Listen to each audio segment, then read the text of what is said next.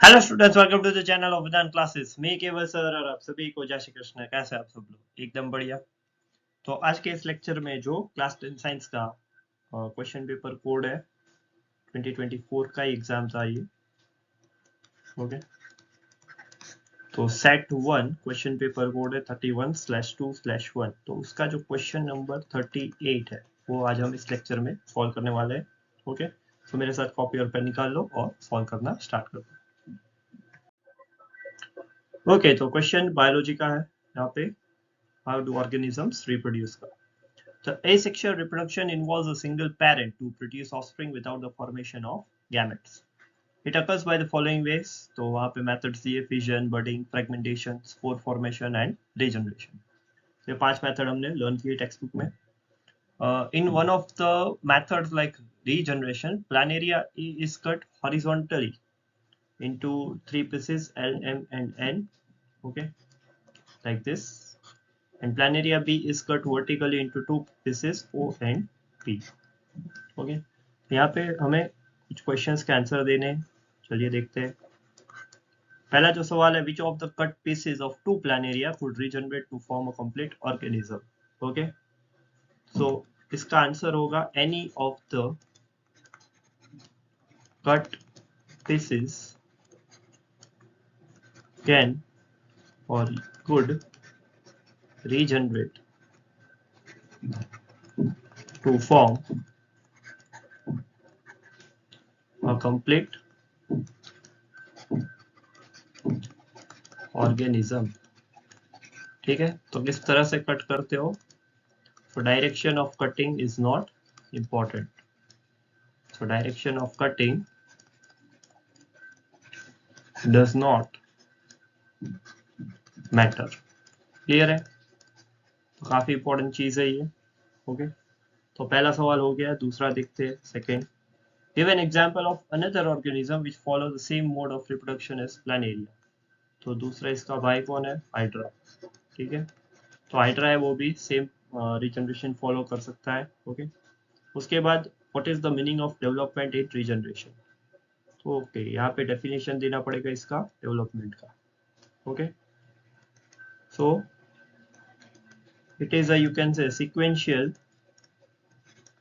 process through which changes occurs. Okay, तो एक वो प्रोसेस होता है चेंज, जहाँ से चेंजेस होना स्टार्ट होते हैं। ओके, तो उसके पास एक स्पेशलाइज्ड सेल है। जिसके पास ये स्पेशलाइज्ड सेल होगा वहां से रीजनरेशन होना स्टार्ट होगा। तो स्पेशलाइज्ड सेल है that will divide into many cells and then each जो cell है, okay, each cell it could give different type of cells, you can say, and forms tissue, जिससे पूरा बॉडी स्ट्रक्चर है वो Planaria का generate होता है। बट उसके पास बेसिकली क्या होना जरूरी है? दैट इज स्पेशलाइज्ड सेल, ये होना जरूरी है। Okay, so this is called as development. It is called as development.